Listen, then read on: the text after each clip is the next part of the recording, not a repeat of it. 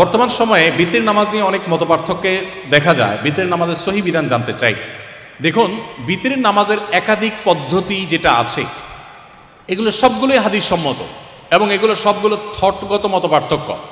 Hanafi school of thought যারা follow করছেন তারা যে পদ্ধতিতে বিতির পড়ছেন এটারও বেজ আছে হাদিসের উপরে, এমন না যে এটা একেবারে ভিত্তিহীন ভুয়া মন গড়া। আবার যারা অন্য থট, হাম্বলি থট ফলো করছেন, সৌদি আরব স্কলারদের থট ফলো করছেন, সেটাও অনেকগুলো বিশুদ্ধ হাদিসের উপরে ভিত্তি দাঁড়িয়ে আছে। আমরা অনেকে এই জাতীয় বিষয়গুলোতে রং এবং রাইটের আপনার রেখা দিয়ে দিই, এটা ভুল।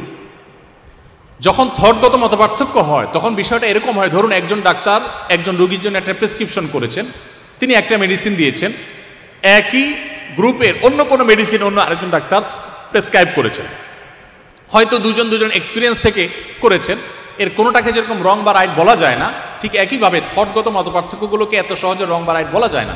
আমাদের একটা সমস্যা হলো আমরা কোন ক্ষেত্রে এই ধরনের আমরা ক্যালকুলেশনে আসতে পারবো, কোন ক্ষেত্রে আসতে পারবো না, এটা আমরা অনেকে জানি না। ধরেন একটা বিষয়ের কোনো ভিত্তি নাই, দুরূদ পড়তে পড়তে আমাকে দাঁড়ায় যেতে হবে, এটার কোনো ভিত্তি নাই, কোন হাদিসে কোথাও নাই, এটাকে আপনি স্পষ্ট রং বলবেন। কিন্তু যেখানে দুইটা থট আছে সেখানে কোনোটাকে আপনি রং বলবেন না। আপনি যেটা বিশুদ্ধ মনে করছেন, সঠিক মনে করছেন, আপনি ফলো করছেন, ডেফিনেটলি সেটা আল্লাহর কাছে কবুল হবে ইনশাআল্লাহ। তো বিতির নামাজের যে প্রচলিত একাধিক পদ্ধতি রয়েছে এর সবগুলোই হাদিস সম্মত, অর্থাৎ হাদিসের উপরে নির্ভর করে হয়েছে। কোনো একটাকে আপনি সঠিক বলে আরেকটাকে ভুল বলা এটা সঠিক কাজ না।